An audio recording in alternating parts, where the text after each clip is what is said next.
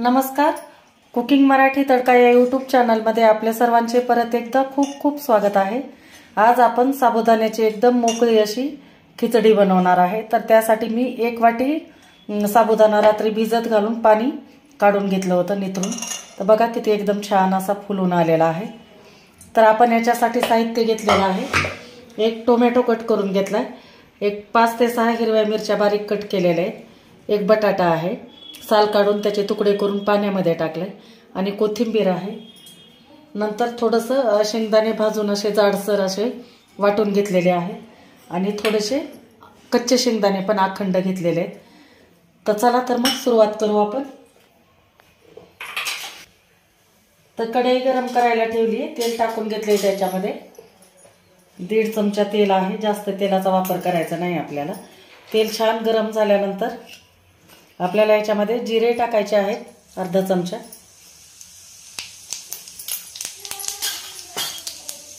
जिरे छान फुलल्यानंतर हे जे आपण शेंगदाणे घेतले होते कच्चे ते आपण टाकणार आहे आणि चांगले एकदम शेंगदाणे एकदम तडकू देणार आहेत.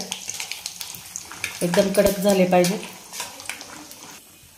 तर हे अशा प्रकारे आपण छान असं तळून घेतलेले आहेत शेंगदाणे आणि वाटीत काढून घेतलेत. तर आता ह्या राहिलेल्या तेलामध्ये आपण हिरवी मिरची टाकणार आहे.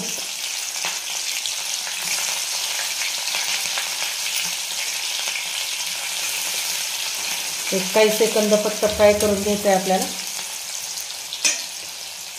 आणि याच्यानंतर बटाटा टाकणार आहे, कारण बटाट्याला वेळ लागतो त्याच्यामुळे बटाटा अगोदर टाकून घ्यायचा आहे.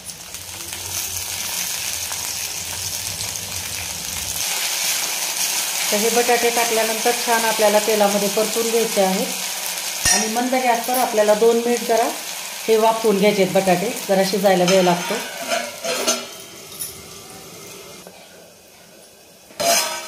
तर 2 मिनिट झालेला आहे.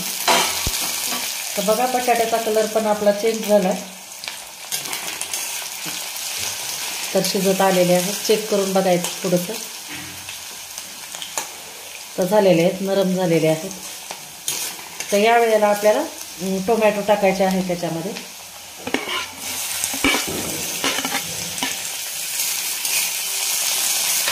याला पण चांगलं परत 2 मिनिट आणखी थोडंसं शिजू द्यायचं आहे.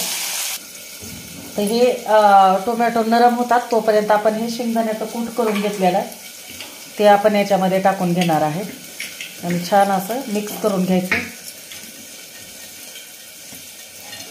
कारण शेंगदाण्याचं कूट जर बारीक केलं तर नंतर साबुदाणा एकदम चिकट होतो शेंगदाण्याच्या पिठामुळे. त्याच्यामुळे असं जाडसरच ठेवायचं आपल्याला.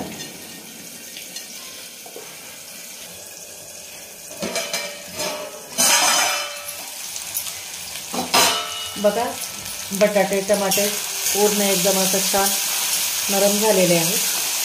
तर आता या वेळेला आपल्याला साबुदाणा टाकून द्यायचा आहे याच्यामध्ये.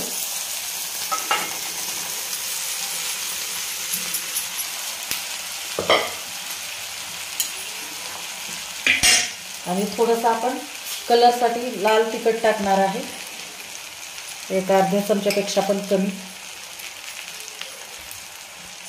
मीठ टाकायचं चवीनुसार. आणि हे जे आपण तळून घेतलेले शेंगदाणे होते ते पण टाकायचे आहेत आणि छान मिक्स करून घ्यायचं आहे आता.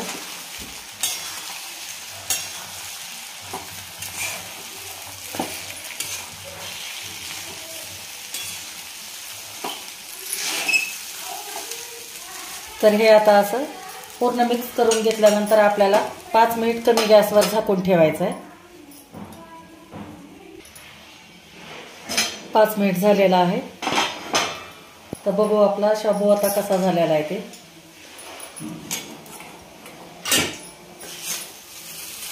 तर छान एकदम मोकळा झालेला आहे आणि मस्त शिजून पण तयार झाला. आता या वेळेला आपल्याला याच्यावर थोडीशी कोथिंबीर टाकायची आहे.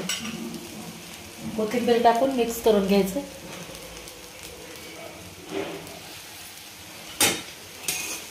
आणि तुम्हाला एका प्लेटमध्ये सर्व करून दाखवते.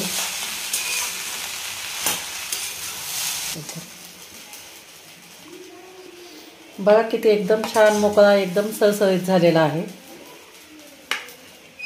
अशा पद्धतीनं तुम्ही नक्की करून बघा।